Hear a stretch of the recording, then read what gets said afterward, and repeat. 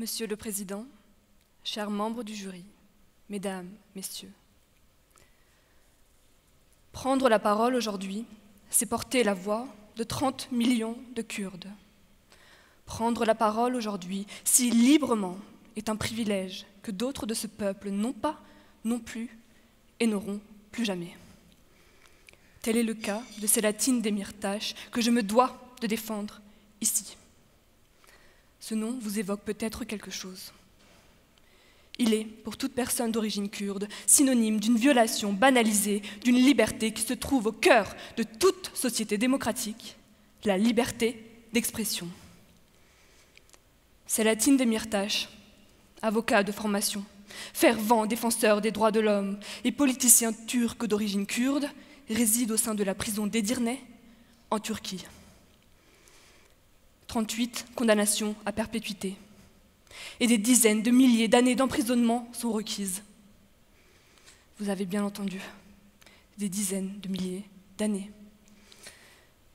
Vous ne connaissez sans doute aucun crime puni d'une telle peine. Pourtant, le crime commis par Selahattin Demirtas en 2015 n'a rien d'une fiction. Il a simplement réussi l'exploit d'atteindre le seuil de voix nécessaire pour faire siéger des députés kurdes au sein du Parlement turc pour la première fois. Le 4 novembre 2016, il est arrêté en pleine nuit au sein de son domicile familial par des dizaines d'hommes cagoulés. Il sera accusé de terrorisme. Imaginez maintenant un tel scénario en France. Imaginez qu'à la suite de nos élections législatives et du succès d'un des partis politiques, notre gouvernement voit cela comme une extrême menace et décide d'engager une politique d'intimidation et de répression. Notre gouvernement commencera d'abord par détruire de nombreuses villes par des opérations militaires. Notre gouvernement s'acharnera ensuite à emprisonner en masse les symboles humains de notre société démocratique, à savoir les politiciens, les journalistes, les avocats, les magistrats et les enseignants. Le leader du parti politique à succès sera ainsi emprisonné. Imaginez que celui-ci fasse un recours, que son recours se porte devant notre Conseil constitutionnel lui-même, qui décide de sa libération en affirmant que son arrestation est insuffisamment motivée et contraire à notre Constitution. Imaginez que notre gouvernement décide d'aller contre cette décision et contre les lois. Imaginez l'espoir renaître pour cet homme lorsque son affaire se porte devant la Cour européenne des droits de l'homme qui ordonne le 22 décembre 2020 sa libération immédiate après avoir constaté 5 violations des termes de la Convention, dont la liberté d'expression. La Cour accuserait notre gouvernement d'étouffer le principe de pluralisme et le libre jeu du débat politique.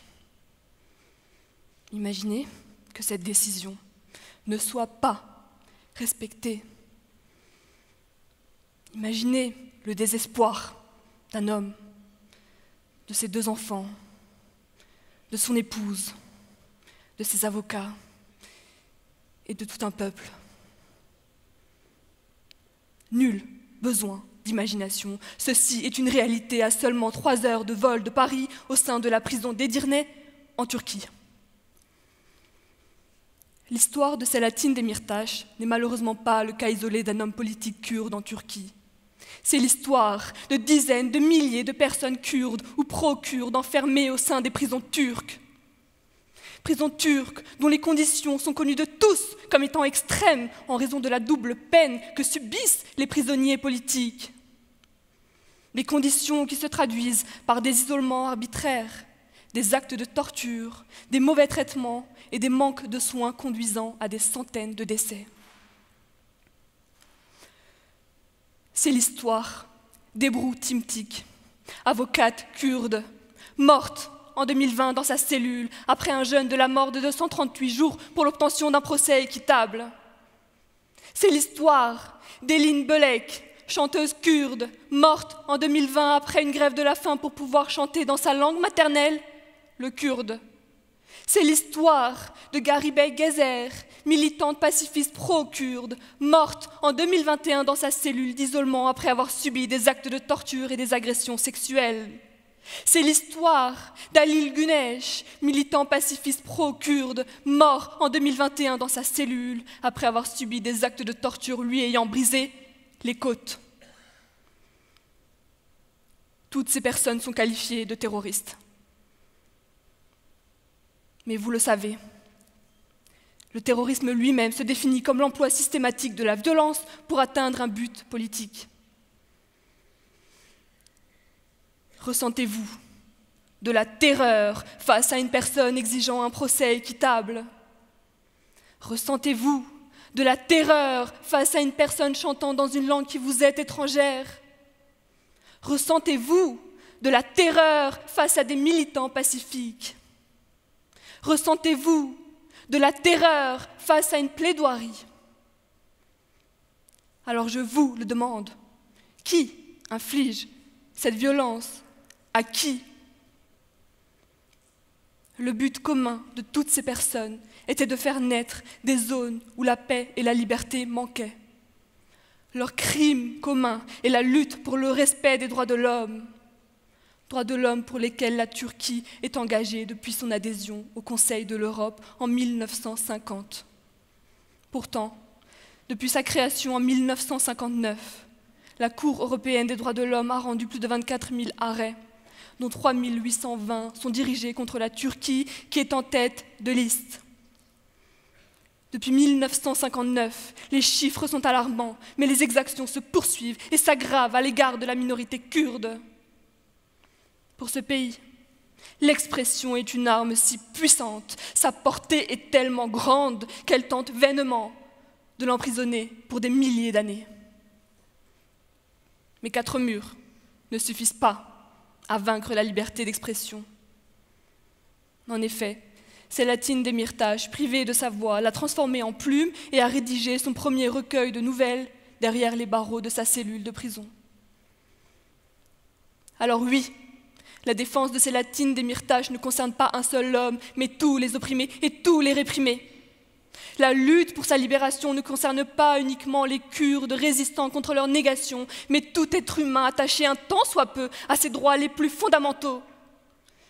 La protection de la liberté d'expression est essentielle. Elle est un rempart, une résistance contre la justice d'un seul homme. Elle permet de rendre visible l'inaudible et audible l'invisible. L'expression est universelle. Elle nous lie tous et toutes. Nos langues sont différentes. Nos origines varient. Nos histoires s'opposent parfois. Mais nous avons tous une voix qui peut et qui doit être élevée librement, sans crainte d'être torturée, sans crainte d'être assassinée, sans crainte d'être emprisonnée à perpétuité. Ma prise de parole ici est un privilège que mes parents kurdes, réfugiés politiques et naturalisés français il y a 35 ans m'ont offert. Et la voix que vous entendez aujourd'hui résonne avec les milliers d'autres voix éteintes à tout jamais. Je m'appelle Ebru, je m'appelle Eline, je m'appelle Garibay, je m'appelle Halil, je m'appelle Selahattin. Chaque instant que Selahattin Demirtas passe derrière ces barreaux est un drame et une violation sans impunité de nos droits de l'homme ici célébrés. Son emprisonnement est notre tragédie commune. Il est de notre devoir commun d'agir et de faire exécuter sa libération immédiate. Je vous remercie.